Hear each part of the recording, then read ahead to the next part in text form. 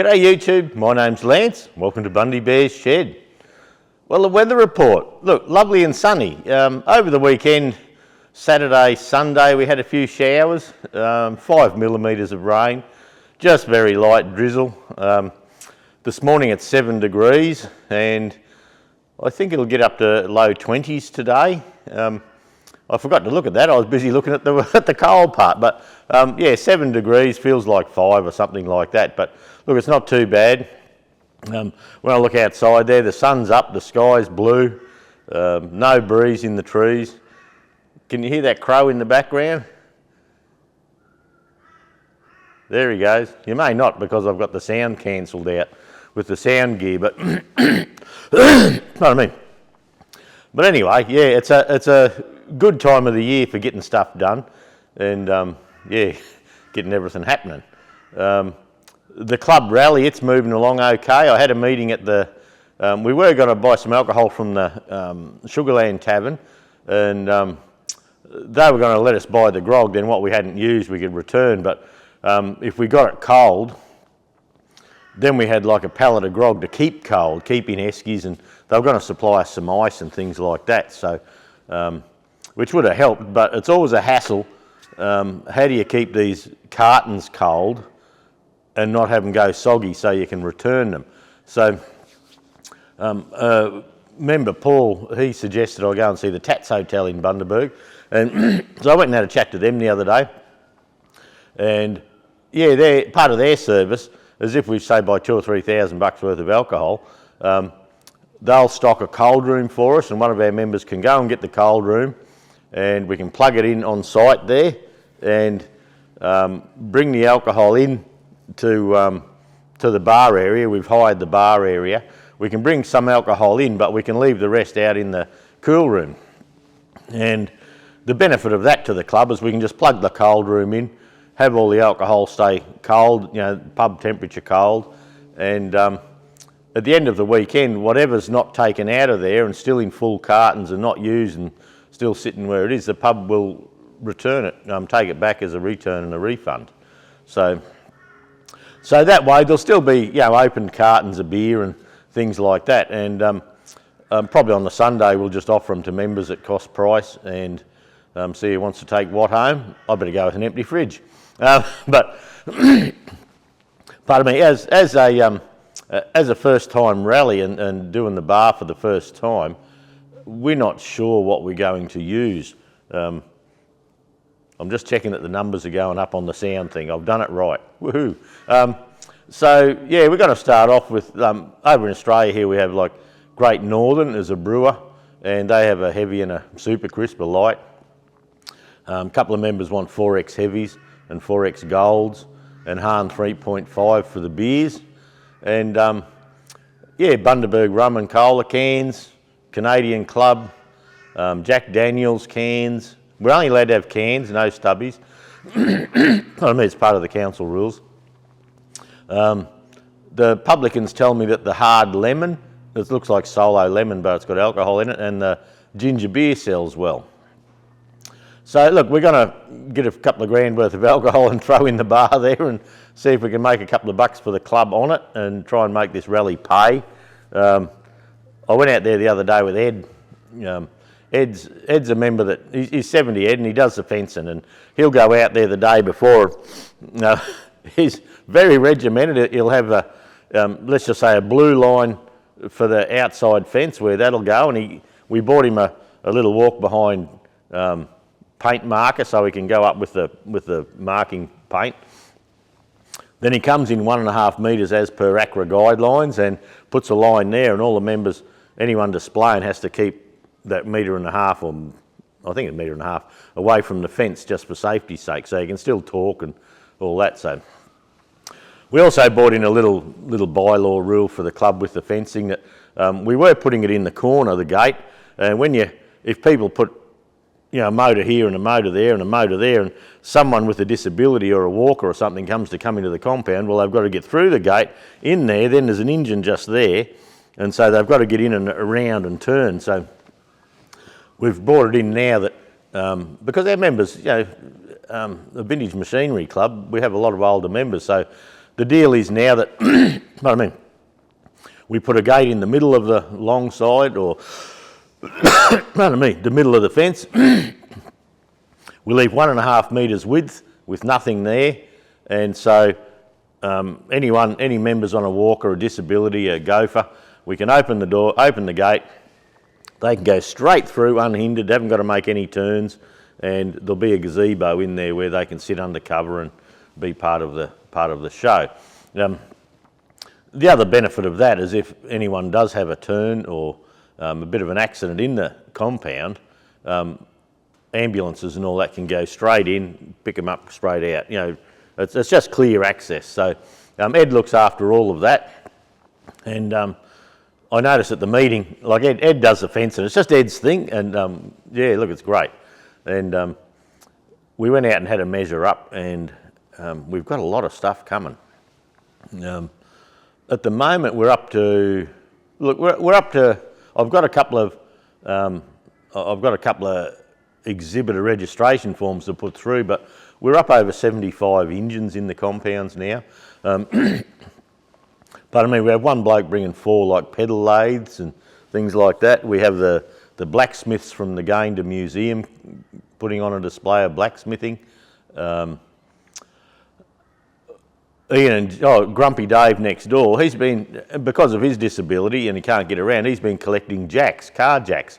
And he's got over 40 jacks there, and he's got a disability carer helping him put on a bit of a display on a trailer so we can get the trailer in and then get him going.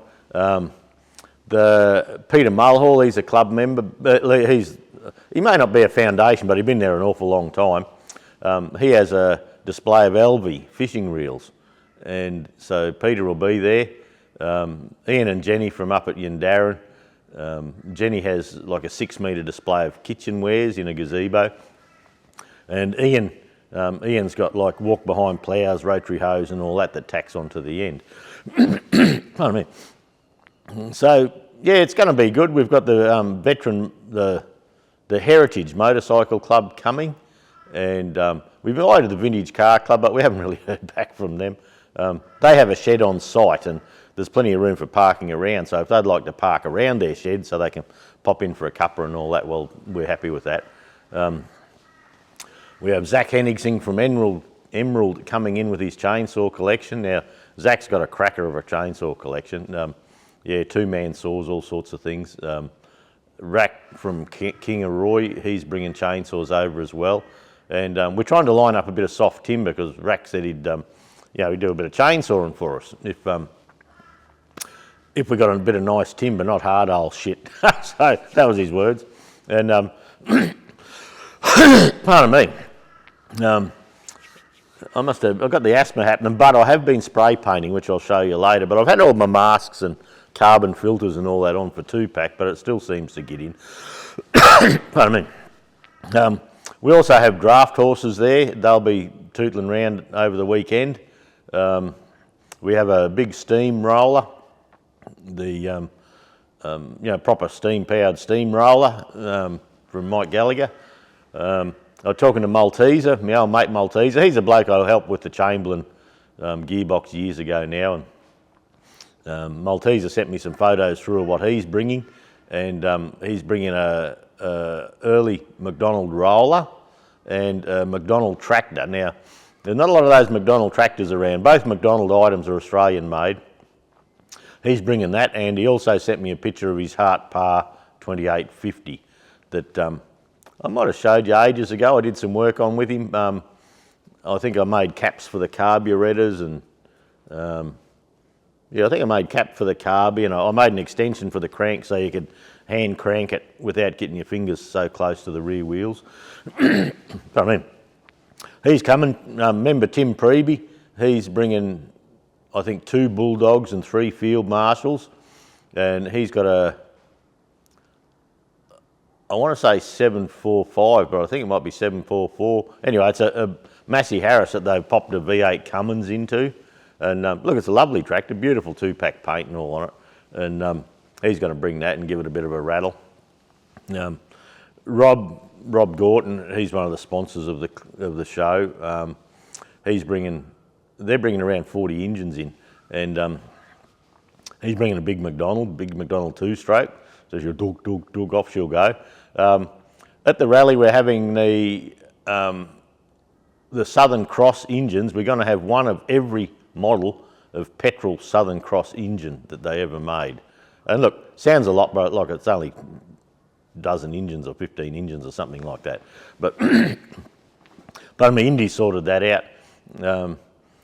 Yeah, it's going to be good. I'm getting the paperwork done. The Treasurer's got to get a few FPOS machines. Originally, he was saying that the FPOS machines were $34 each, or something like that, around $30. And the other day he went in and they said $180. But anyway, you've got to spend money to make money. I mean, back to Ed with the fencing. We've got to go and purchase some fencing, and Ed says that might be a few $100s. I don't care, mate. Just go and get it. And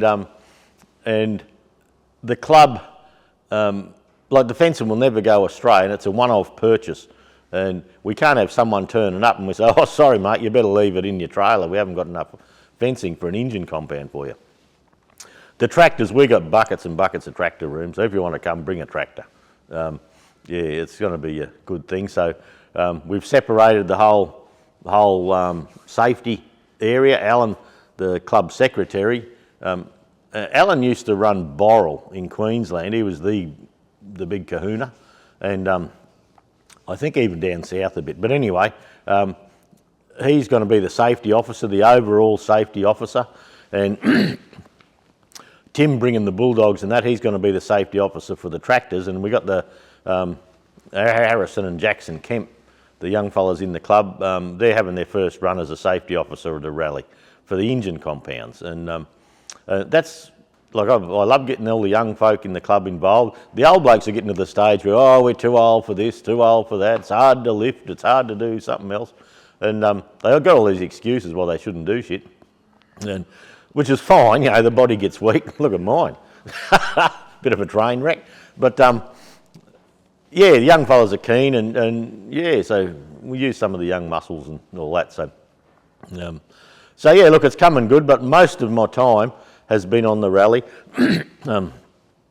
Yeah, things to do with the rally, and we had a thing the other day where I was sort of, we had a couple of incidents at the show. You know, a fella fell over, and you know, one of our members fell over and didn't want to do paperwork, and I was sort of chastised for that by a member, or a couple of members, and so we actually did a ACRA thing about that. You know, we went to ACRA, and which I'm vice president of ACRA, but we had a couple of meetings and just tried to get clarity on a way to do it, because one member, he got a bit of a kiss on the lip with a crank handle come off, and just give him a kiss on the lip, but it bled a little bit, but you know, they put an iced coffee on it, and you know, I tell him he got a cuddle from Glenda, his missus, and he was all good, and he didn't want any paperwork and all the bullshit, but yeah, we're in trouble for that. But so what we're doing now is just on the usually when we go into a rally ground, we have an attendance sheet.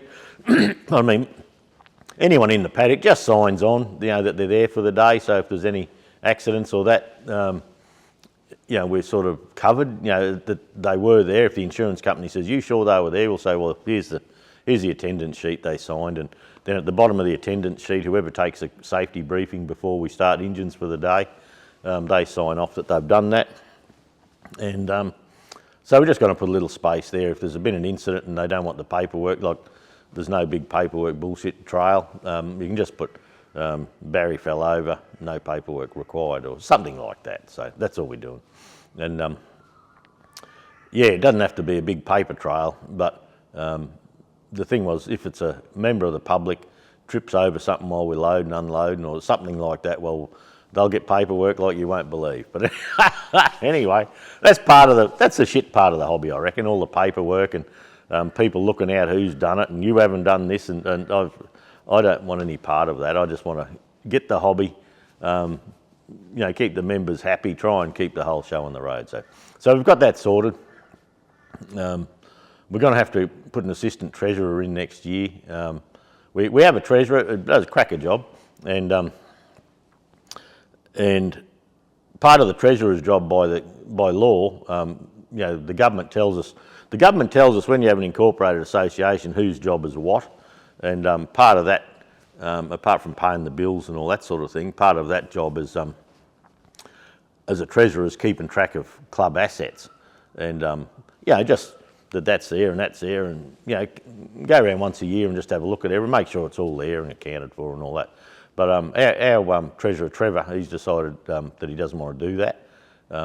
He does the other, but he doesn't want to do that. So I can't do it. I haven't got time to do it. Alan, the secretary, can't do it. So we're going to have to bring a treasurer's assistant in to do that. And also, our treasurer went away for a while. You know, they're at the age where people want to travel, which is great. But when they go away, everything just gets dumped on someone. And Jude sort of looked after a bit of it, and Alan looked after a bit of it. And yeah, we need someone that's going to be here that knows all the idiosyncrasies of how they're running everything. So I think at the AGM we're going to be asking if we can get an assistant treasurer just to help while the treasurer's away, and if the treasurer's doing all the bank balances and all that, and the assistant treasurer has to be in on that to know how it all works. And but the assistant treasurer, instead of paying bills like the treasurer, could possibly look after the assets. So, and it's just a register. You don't have to go and look after them, give them a cuddle and change the oil and bloody paint them. It's just I mean, put some numbers on them, you know, and we have stock numbers for them. And I made a stack of them and I gave them to our treasurer, and before they went away, they just dumped them back. I'm not doing that anymore. So we got to sort that out somehow. Yeah. Anyway, could have waited till the end of the year. Anyway, so I've got everything dumped back on me, and I'm doing around 3 days a week at the moment, just with the rally. And then that's not counting nights and mornings. I'm usually going about 6, 7 in the morning. I jump on the computer for a little bit, and then of an evening, when I've finished at the shed here or finished in town, whatever I do, I can be still on there, and Alan and myself email, have a chat, you know, who's doing what and all that, and sometimes it's 10 o'clock of the night. So yeah, we got plenty to do. We just haven't got the room. Pardon me. Yesterday I got the Farmall 100, the chassis painted, and pardon me. I've got a 2-pack paint, and I've had that tractor about 6 years. And when I first bought the tractor, I got a battery cover from Steiner, and they're all powder coated, the right colour. And I think, and I'm not 100% sure, but I think I took that to the paint mob and got them to mix the 2-pack to match that. Since then, I've bought a seat off Steiner that's painted. I've bought headlights that are painted, things like that. So yesterday I was sort of matching paint, you know, seeing how the paint I got done matched the Steiner colours, which I presume are accurate, because when you put them there and look at them, they're bloody close. So look, I think I'm close. I'm not going to say it's perfect, but it's close enough. And so. The right-hand final drive, where the axle housing holder, the axle seal holder goes on, I had a tiny little leak under there, because I'd filled everything up with oil now, and I've let it sit for a couple of days, make sure there's no leaks, and I've turned wheels, and I've put a bit of Morey's in the gearbox and with the oil and things like that, and the hydraulics are full, and it appears nothing's leaking, so that's good. So yeah, I got to the stage there yesterday where I thought, well, it was a nice day. I should at least get the base, the frame done. And there's still, like, I've got to do the tie rods yet. I haven't cleaned them up, and I've got to bring them in because I bought the axle in 2 inches. So I've got to clean all them up, bring them in a couple of inches and paint them. But there's something I can hang outside and paint, then put on later. The fuel tank, I haven't attacked the fuel tank at all yet. The mud guards are outside. The sides for the battery box are outside. And the stuff outside out the front there, yesterday I put a couple of good heavy coats of Bearco primer, and today I'll sand most of that off. And the reason I did that is there's a couple of little rust pits in the paint, in the mud guards and the bonnet, and look, I felt it wasn't deep enough to put a smear of bog over the top, because, you know, the metal's only, look, the metal would be 1.2 mil or something like that. 60 thou, and they're just little. So I've put a heavy coat of primer, undercoat primer across the top, and today I'm going to sand it all flat and see if it's enough to get rid of just the little imperfections there. They're not big, they're just small. So we've done that. The mud guards are the same, left and right mud guard.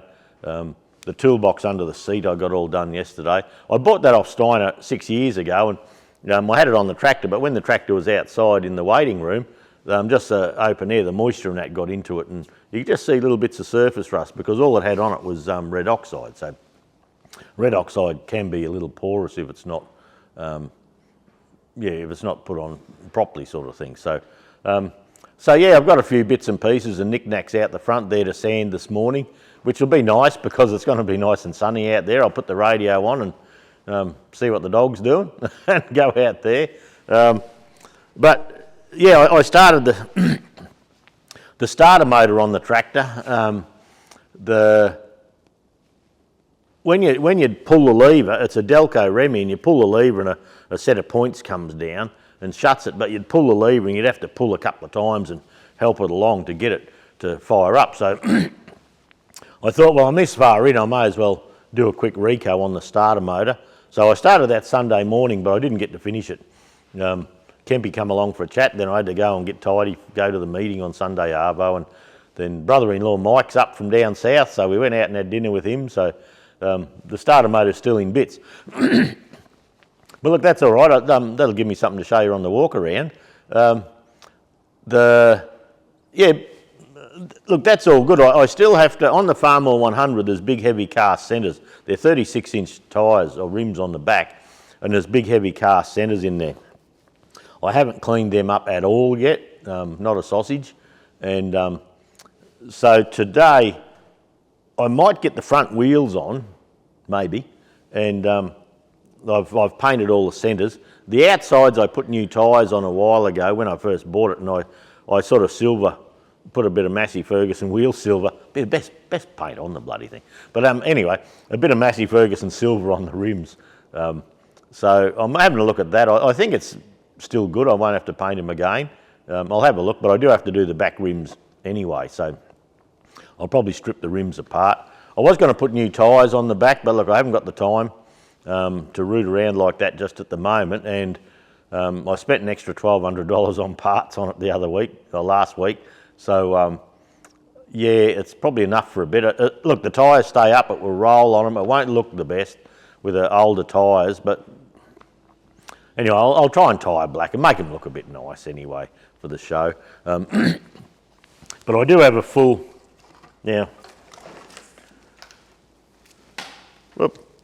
Steiner make a full wiring harness for the Farmall 100, and it's made to accept an alternator.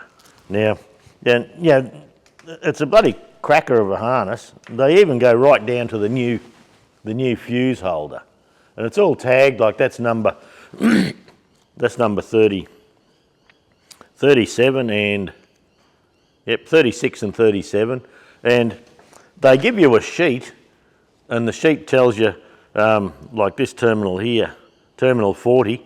I'm pretty sure that would probably go to the battery terminal or something like that.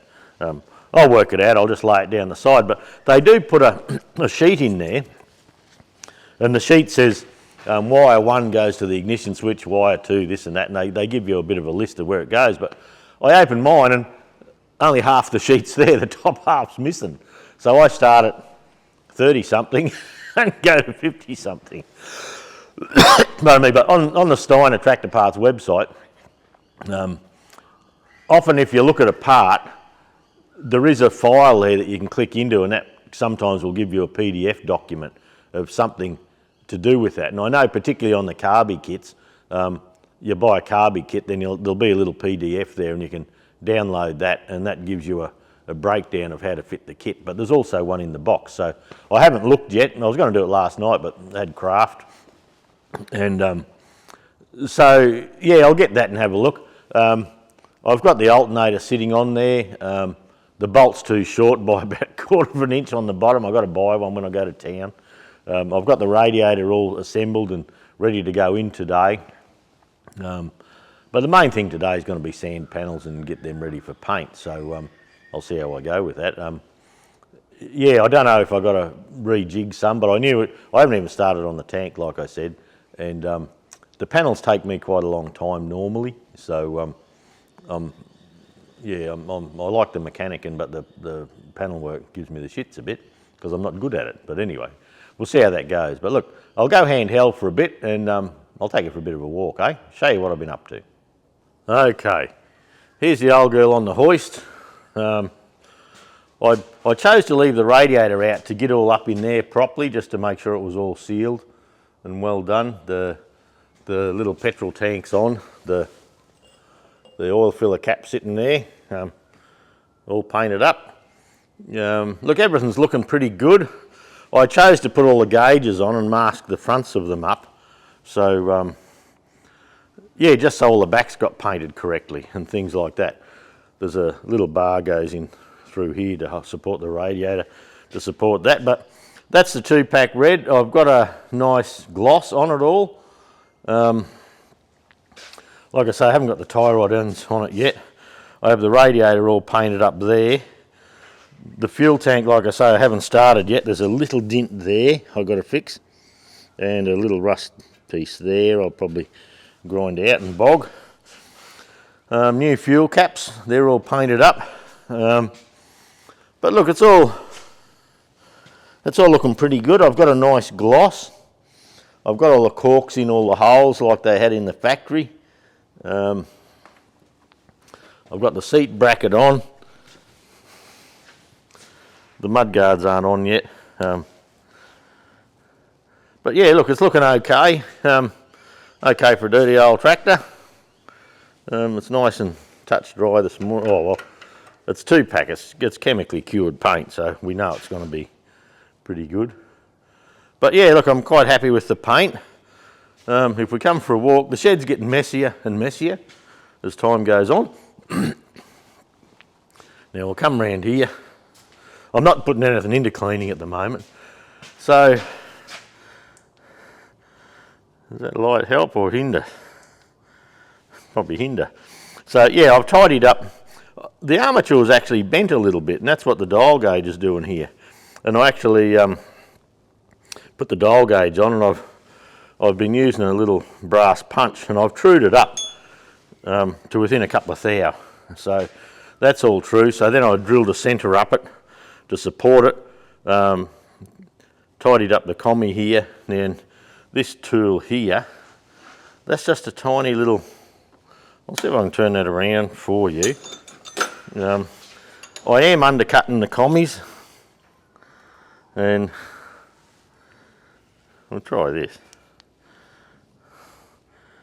Yeah, that's just a little tool that I ground the width that I needed there, and all I do, once I've tidied it up, I bring this round at 90 degrees and I just work out what depth I'd like just to tidy it up, because when you do them, you get a little bit of drag from the copper. So where the commutator, where the insulator is there, it drags across a little bit.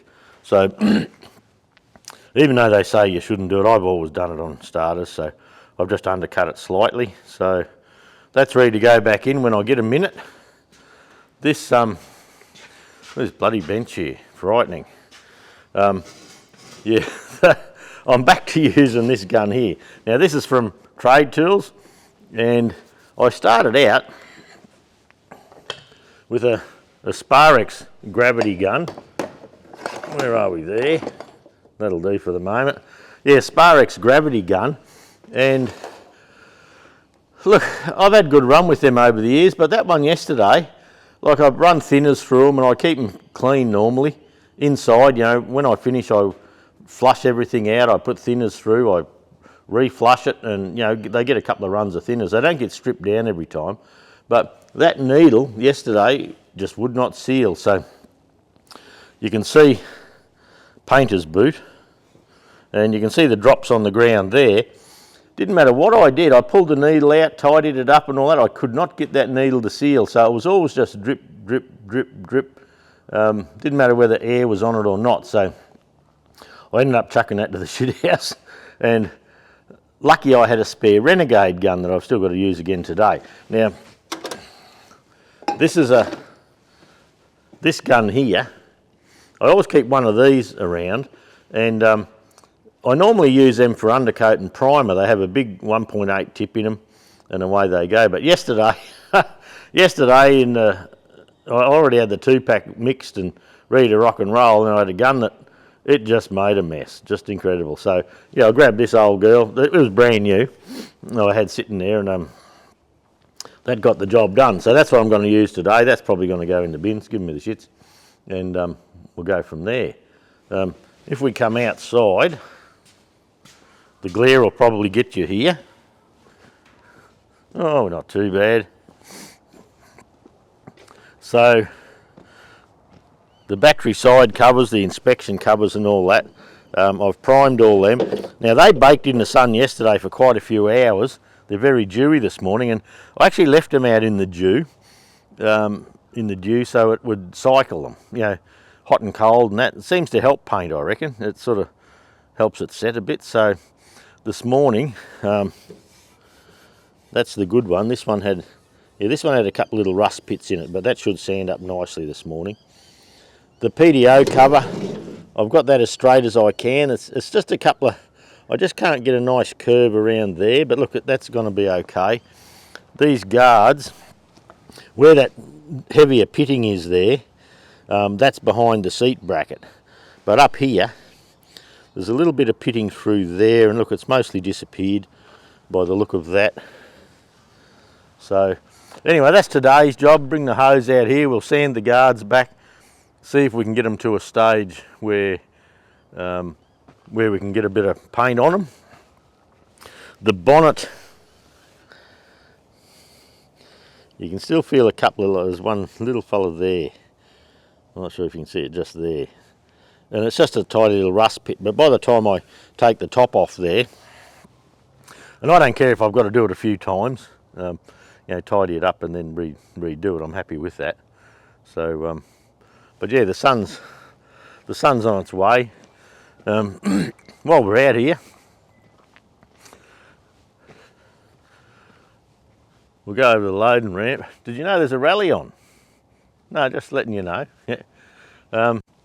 We've got the, yeah, you can see that. We've got the lift and jib for the forky, but Kemp's from Gayndah, they made this Ferguson knockoff carryall. They used my carryall to get the dimensions and all that, but they've put a, we've put like, or they have, put a reel on there, so as everyone's getting older, it's easy to wind the fencing up. So the fencing at the rally, like just around the compounds, is 600 metres of it. So that's if we fill them all up. We're going to have 600 metres on hand, and if we fill all the compounds up, yeah, take a bit of rolling up. So yeah, I sort of thought about doing this, and they did it for us. So yeah, that's a good thing. And it can go on the back of a Cat 1 linkage on a Fergie or something like that, but there's also forklift slippers, so you can run along with the forklift if you like as well. So yeah, good thing. But apart from that, I need to run a hose out to the front here, and look, I'll probably start sanding with 400, and yeah, we're pretty good. A little bit of dust got in there, and look, dust does in our area. But yeah, look, I'll sand them back. I might even go like a bit coarser to start with, and I'll bring them back down. Usually I finish with about 600, sometimes 400, but often 600 grit. But that's probably the main goal for today, and what that will do for us, that will give the paint on the tractor over here, that'll give it an extra day to set before I start fiddling with it. And geez, that's a dark picture, isn't it? I've got the sun right at me back, and yeah, but yeah, that'll give us a little bit more with our tractor here. I'll probably do things like take the masking tape off these areas today, One, because it's a good fun job, and two, because I don't want it to get stuck. And yeah, sometimes masking tape gets a bit hard to get off if you leave it too long, so there's no need to keep it there. I've got little corks down all the spark plug holes so the plugs can go in. I've got a brand new distributor cap here and a brand new leads to all go there. I've still got to deal with the coil. The coil was an ugly old thing, worked well. So I was going to sand the coil and paint it and bring it up here with a nice bracket. But anyway, look, all in all, I'm happy with that. Yeah, I better stop talking and get back to work, eh? All right, we'll catch you all next week, eh? See ya.